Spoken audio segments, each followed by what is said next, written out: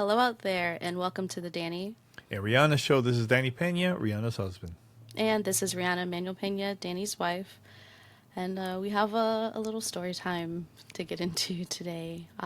Part of it is why we have been away for a little longer than anticipated.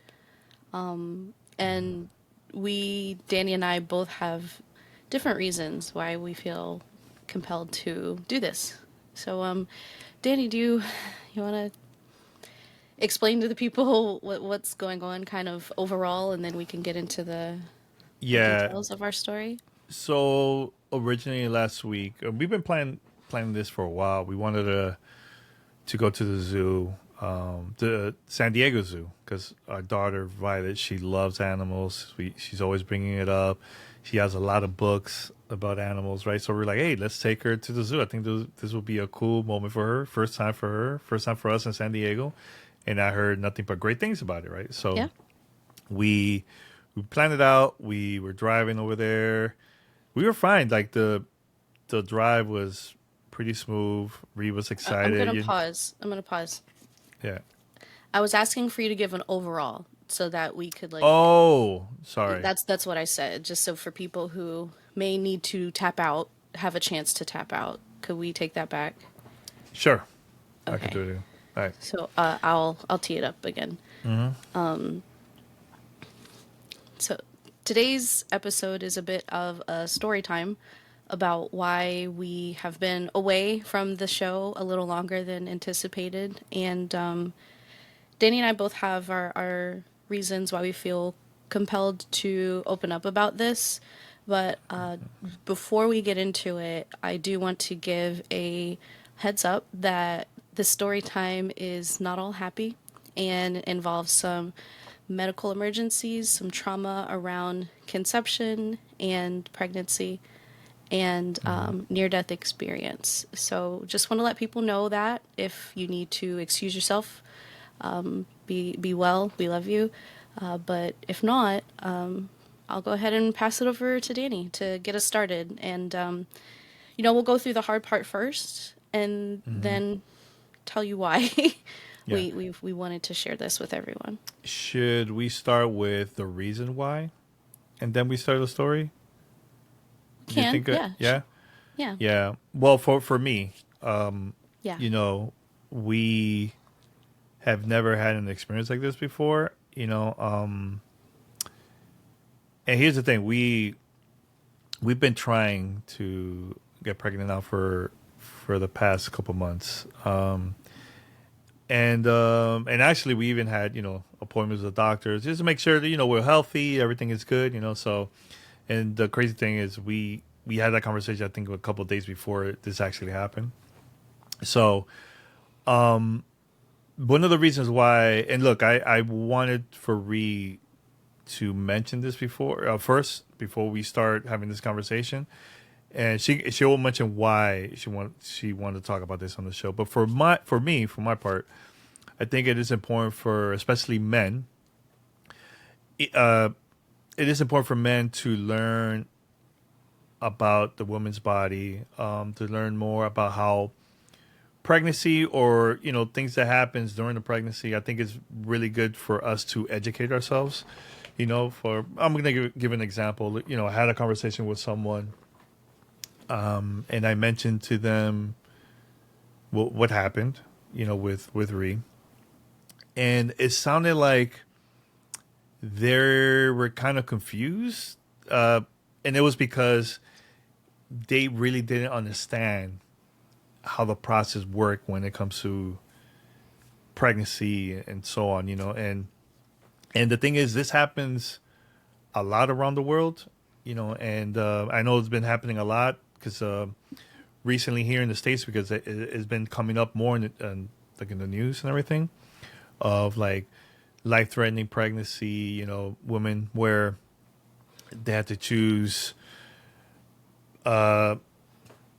making a very difficult decision because of their health. It could be life-threatening and all that stuff, right? So I was talking with Rhea about this. I'm like, I think it is important for us to talk about this. Maybe we could help educate people because of our experience. Share our story, and hopefully we could, even if it's just one person, we could help that listens or watch the show. I think that's a great way for us to start having these conversations overall with everybody else.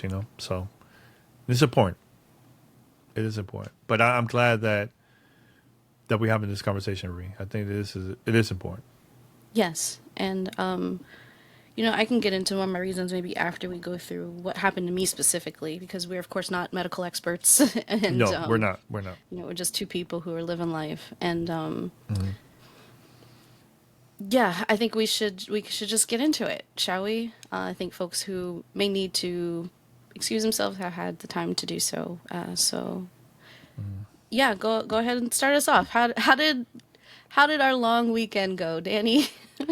Well, I'll start with this. We were very excited to take our family trip, take our daughter to San Diego. And look, we've been to San Diego maybe like together as a family, maybe once or twice. But it's been a couple of years, right? So we decided to go to San Diego because we wanted to take Violet to the San Diego Zoo. We heard nothing but great things. They said it's great to take kids over there and family. Violet Violet loves loves animals. She loves animals. Loves animals. She's always telling us like different animals every time she gets a book. She's like, "Okay, that's a tiger. That's a zebra." I'm like, "We got to take her to the zoo." So we were excited. We've been planning this for a while. We were driving over there. Everything was good.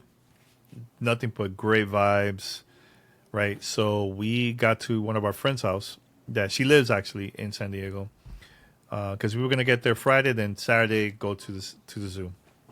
So we got there, I think it was like in the evening. I think maybe like around 6 or something like that. Took us a little bit because we left close to rush hour, so it took a little longer for us to get there, right? So we get there, we parked, everything was good, happy. They even had food for us, right? So I think an hour passed, and I think Ree, you had like maybe one glass of wine, I think, right? Yeah, I had Yeah, crackers and cheese, and cheese, charcuterie, and one glass of white wine. white wine. One Yeah, singular glass. I And was. Yeah. as Danny mentioned, we have been trying to conceive for many months now, so I'm not drinking a lot. And one Yeah. glass of white wine is enough for me. Yeah, so, right? Yeah. Yeah. so I was So, feeling good. We ordered food, we're hanging out on the couch, and then mhm, my stomach hurt, it was and hurting a lot. It was hurting. it was So, hurting a lot. And I was lem- joking with my friend. I said, mhm, it's either gas or food poisoning or I'm having a miscarriage. And I was joking yeah, because I thought, obviously at that point I did not think that I was pregnant. yeah, I thought it was food poisoning because we were driving to San Diego. We were like, oh, let's go get some fast food, drive through. We don't have to get out. We just eat while driving over there, right? So I originally thought it was food poisoning. So Ree gets up. She's like, I'll be right back. I'm going to go to the bathroom. I'm like, hey, do your thing. And you were taking too long, right? So I was like, wait, what's going on? So I go to the bathroom and I see Ree on the floor. She told me that she fainted. So I got scared. I was like, wait, wow, this food poisoning is like really bad. So again, I'm still stuck with that.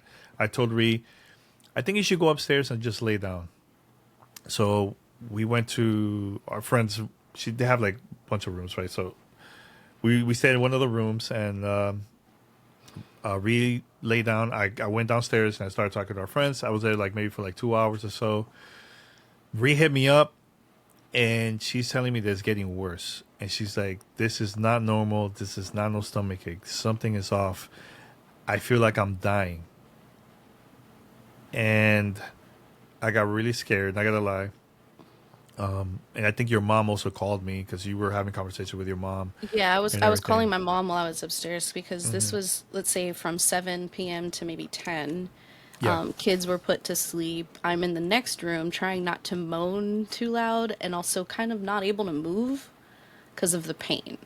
And it's getting worse, not better. And I'm not getting the urge to go to the bathroom or throw up. I'm just dizzy. And then an hour has passed and I'm like, what happened? So that's Hmm. when I started, calling my mom, like, hey, does this sound normal? She's like, no, Hmm. you should call Danny. And So I think I messaged you. I said help. Like I said, Yeah, go can you come upstairs. up? And now, and you Yeah. called me too, because Yeah. I think you messaged me. I missed it, but then you called me. I picked up. It was like a couple minutes after that. So when I got there and I hugged Ree, she felt like you could tell like she was cold. So I thought it was the AC upstairs because the AC was blasting. But Ree was like, "No, I'm not feeling good. I feel like I'm dying." I was like, "Wait, hold on a second." So Yeah. we decided to go to urgent care. And long story short, I was trying to take her with our car, try to go to the urgent care. We were having issues with the garage; it wasn't opening. I was going crazy. I went upstairs to talk to our friends. They were not completely knocked out. They were not opening the door. And I'm like, you know what? I'm gonna call Uber. Because originally, I know your mom mentioned about ambulance, and you were like, no, no, no, no, not ambulance. This. Yeah, I mean, if even if you have insurance, and if you live in United States, like an ambulance fee is a pretty intimidating prospect, and Yeah. so again, we're still thinking I'm just having digestive issues, or maybe an appendix issue. Like we were thinking it was something Sure. not life threatening. So So Danny called yeah, an Uber. I called Uber. He arrived within 2 minutes. It was like super fast. Oh Yeah, my god. real fast. Ree was in the car because I didn't want her to be standing because she's been fainting a couple of times upstairs at her friend's house. So Uber arrived. I was like, "Oh, Ree, come." So I took her out and I told her wait here. And I'm looking and I noticed that the Uber driver parked a little bit further up because he thought it was a different location. So I had to run over there to get him, and I was actually screaming like, "Hey, I need to go to the urgent care. This is an emergency. Please, can you help me? My wife is not feeling good." I also mentioned that because I didn't want him to think, "Look, it's a weekend. It was very late. And I Sometimes probably people, looked drunk, like I was yeah, passing out for yeah." sure. Yeah. So the first thing I told him, like, she's not feeling good. This is an emergency. We have to go. So he came, reverse, super fast. He actually helped me to pick up Ree because Ree again fainted. So we picked her up and we put her in the back seat of the car, and I was with her too. And we flew. This guy was driving so fast. Shout out to the driver. I wish I knew his name, but so we get to urgent care. The first one, it was actually closed. They said that they were not helping unless you got her from a job or something like that. I'm like, look, So kind of workers' comp, urgent yeah. care or something. I was like, look, we're not from here. We need urgent care like now. My wife is not doing good. So she gave us another location. Took us like a good 15 minutes to get there. So I was like, oh, another 15 minutes. That's 30 minutes of Ree still in pain, right? So we get to the second location. Now they're helping us. They told me where to get a wheelchair. I brought it out. We got Ree to be on in a wheelchair. Took her inside. The The driver was process. so helpful. He was He so helped get me helpful. in the wheelchair too. He was so helpful. Yeah. So when we got there, they were asking so many questions, but then they moved everything fast because they noticed Ree was not looking good. So they were like, "Don't worry about paperwork. Just give me your ID. We'll figure out the rest later." I'm like, "All right." So Ree got in. We talked to the doctors that were there. They asked a couple of questions like, "Hey, are you guys pregnant? Have you been drinking?" And like, usual conversation. Be like, "No, I'm not pregnant." Stuff like that. So they took some blood out and from Bree, and I believe a couple minutes later they came back and they were like, "Oh, you're positive." I'm like, "Positive of what?" We were clueless. We were like, food poisoning, right? And they I told was still us, thinking appendix burst at that point. "Yeah, yeah." So after that, he's like, "Oh no, you guys are pregnant. She's pregnant." I was like, "Wait, what?" And I looked at Ree. Ree looked at me. We both cried. We started crying because we've been trying for a while. It was like, it was a very special moment because we thought it was going to be hard, honestly. And, okay. So, Well, at we, that point, I yeah, am sorry, I've still been in thinking. still in pain. Yeah. Yeah. At that point, I'm still in pain. Mm-hmm. I'm really cold, but also sweating. They keep putting warm blankets on me. I am getting an IV, I think. I think they hung an IV at that point. And, Yeah.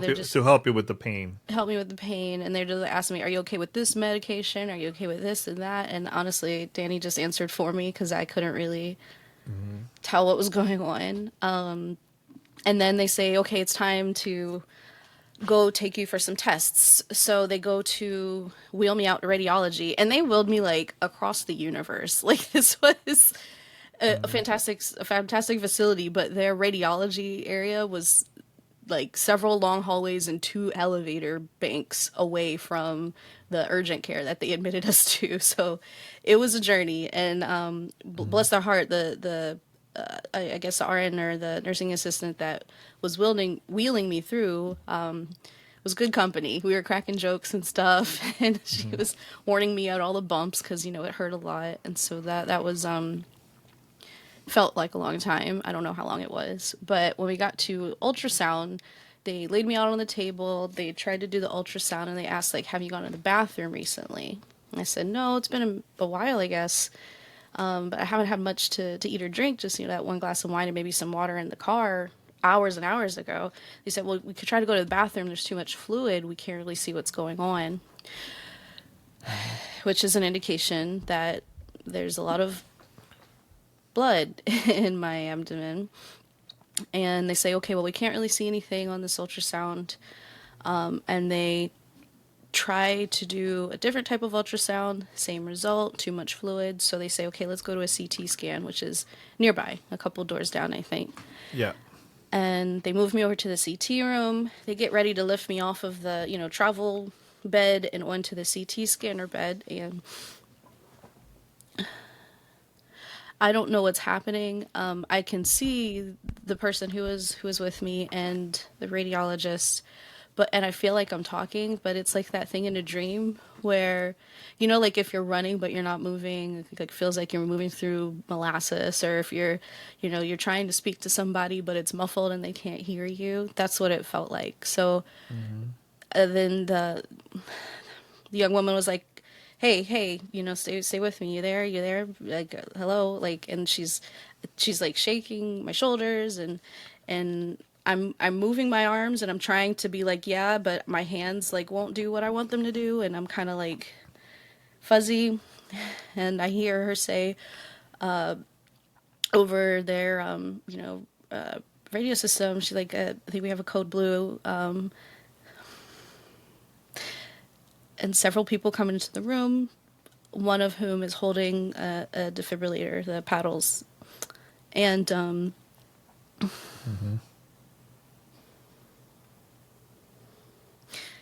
like when we tell the fast version of this story, it's easy to joke about. Give me a second. Take your time. Take your time. Take your time.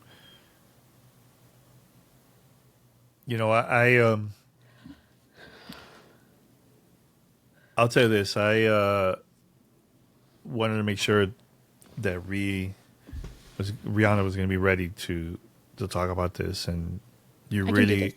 yeah, I know you really wanted to do this. So I told her, like, you sure? You said, yeah. I'm like, all right. If this is what you want, I'm gonna go and support you all the way and have this conversation with you. So take your time, Ree. If it's something that's gonna be really hard, take some time. Okay. I can do it.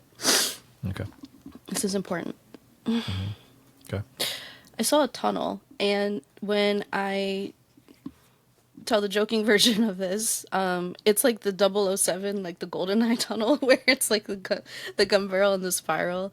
And at the end of the tunnel, there's I don't know if I could find a picture of it to like insert for people who are watching on YouTube, but there's this picture of my grandmother. I call her Oma, where she's like standing in front of a doorway with like a light source behind her and a moo. She's got her arms out and she's like, hey, and it's just very her. And I saw that. And my grandmother passed away when I was a kid. And she left such a huge impact on me. Our daughter is named after her. And I heard her say, you gotta go. Like, no, you gotta go.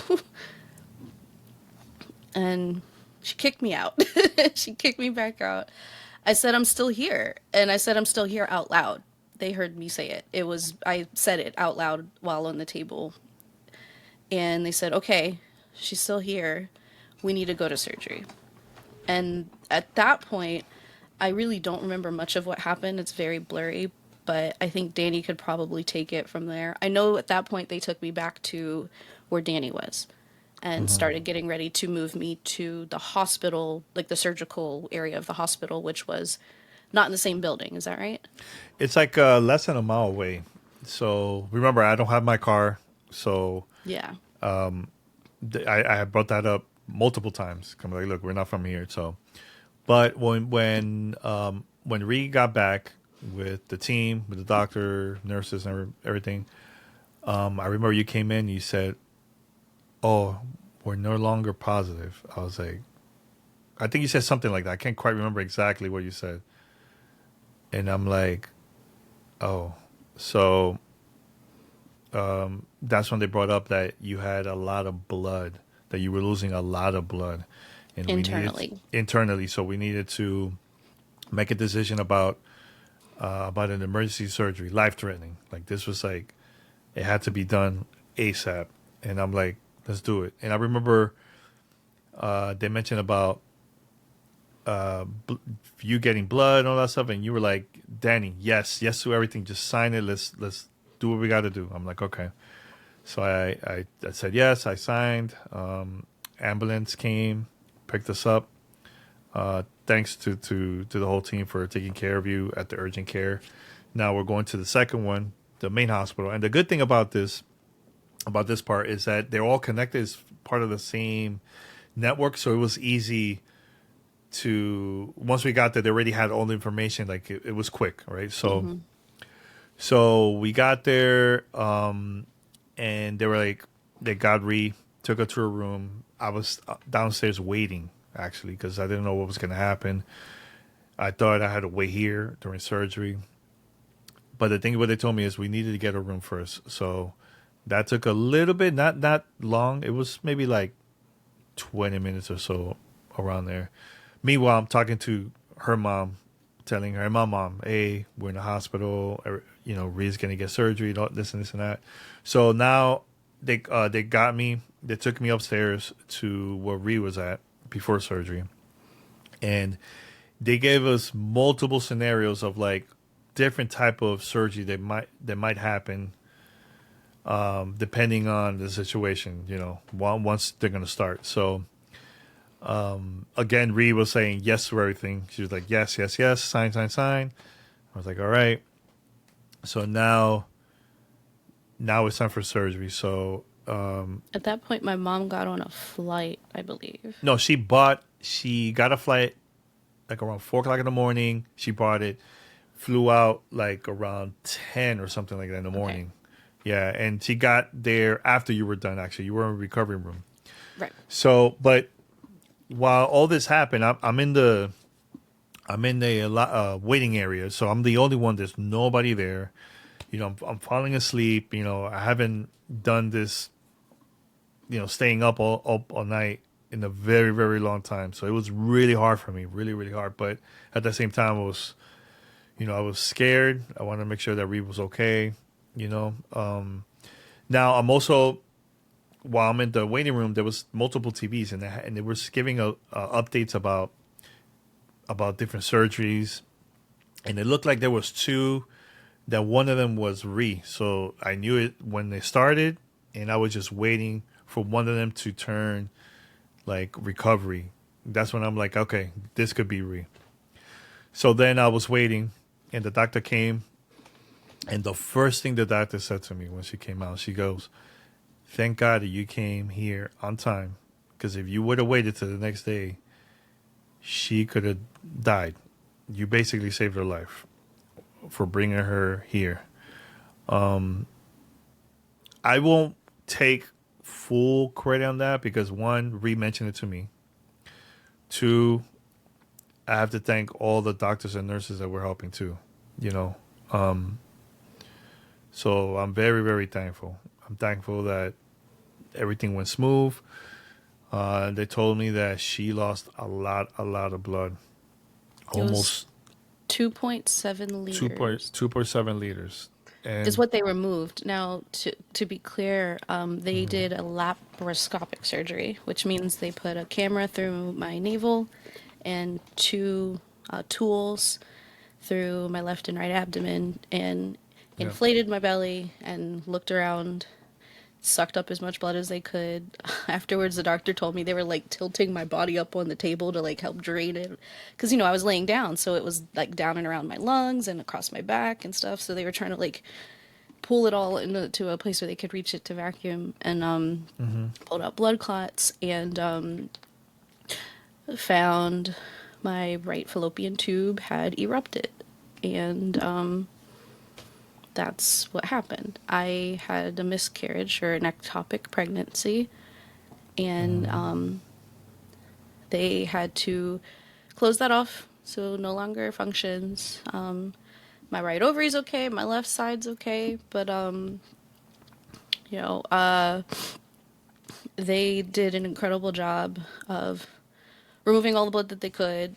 It's possible even more was still floating around in there, and they gave me two blood transfusions while I was in surgery, which we of course signed off on ahead of time. Well, Danny signed off on ahead of time on my behalf. And in recovery, I actually ended up needing two more transfusions because for the following 2 days, my heart rate would not dip below 130. My resting heart rate is somewhere in the low 90s. And it was tired. I could feel it. My heart felt heavy and tight, and I couldn't take a full breath because my lungs were still pretty bruised from just being surrounded by blood. And I didn't have enough blood in my body for my heart to keep pumping it to everything that needs oxygen fast enough. So my heart's working overtime for several days in a row. I'm also trying to heal. For those who don't realize, once you no longer have a pregnancy that your body's preparing for, I had a period on top of that, so I'm also losing more of that blood. It's a lot of blood that I'm down, right? So yeah. the two additional transfusions, my heart rate's, I think it was in the 110s before they dismissed us, but the it took a long time. I was on a constant IV. I still don't feel normal. My hemoglobin I tested last week was at 9.5, which is great. They want it closer to like 11, 12 for quote unquote normal. So I get winded quick, I get tired quick. I also have surgical wounds that I'm healing from, so I can't lift my baby for another month, which is really tough for all kinds of reasons. And I will heal. I have chosen to focus on, well, I'm trying to choose to focus on the fact that we now know that we can conceive, which we weren't sure about. So that's beautiful. We didn't get to know this pregnancy, so there's not as much mourning as what I know a lot of people have had to go through. But it is still a loss. There's still a sense of what could have happened instead. And if I had decided to just not be a bother and sleep it off, I would have never woken up.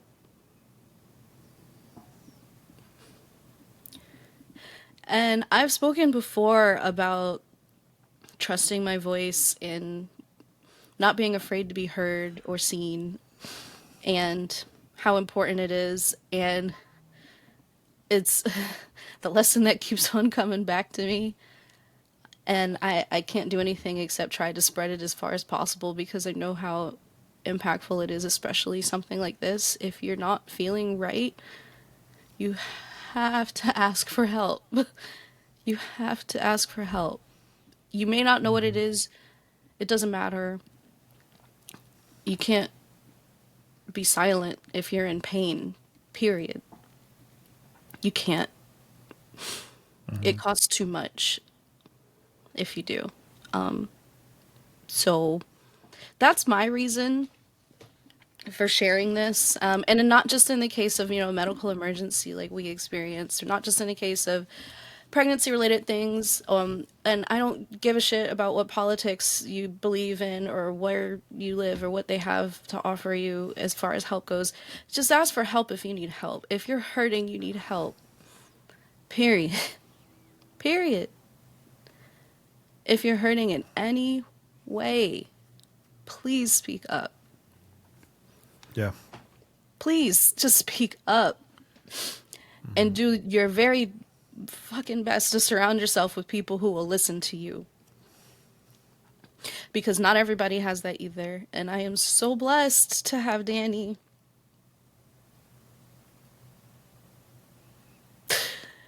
I'm so blessed to have my friends who took care of my child while we figured out how to take care of me. I'm so blessed to have a mom that will fly on a plane in a heartbeat to be there by the time I come out of recovery and wake up. I'm just so blessed to have all of the support that we have received from our friends and family and people who know what we've been going through. Like, it's just... life is so important and so fragile. You have to fight for it. You just have to. Yeah. And that's kind of my parting gift. Ask for help. Fight for it because it's worth it. Yeah, I also want to say thanks to our friends and family that hit us up during this very, very difficult time. And you know who you are. I have to say all the names, but thank you so much, because it was hard for us. It was very, very hard for us to stay in the hospital. You know, Reed was still not 100%. I didn't know if we were going to leave, or I thought we were going to be there for a very long time, you know, but by the way, how everything was looking, you know, so, but then eventually Reed started getting healthier and better, you know, and I know people want to know how you're feeling now, Reed, because, you know, it's been like what, it's been over a week or something. Well, since the Friday everything started happening, it's been a week and a couple days. A Yeah. week and a couple of days. Yeah. How am I feeling now? Better. Yeah. Still pain, obviously. I had a surgery, right? So they cut up stuff, and that hurts and itches a lot. The sutures itch a lot, but everything looks fine. Like I said, my blood levels are looking really good. That's very encouraging. Yes. We have followed up with our OB here, and like all of that. We know, what our next steps are. So that helps my anxiety quite a bit, because I didn't really get into it, but I had a panic attack in recovery, and that part is always really hard to manage too, but not as relevant. And I'm feeling okay as far as like mental state goes. I do intend to find more help in dealing with the near death stuff, because it's like it kind of breaks my brain sometimes, and the mourning is normal, and far too many people have gone through it, and I know we're not alone, and we'll get through that part together. But when people ask how I am, for the last week, it's been like, I'm here.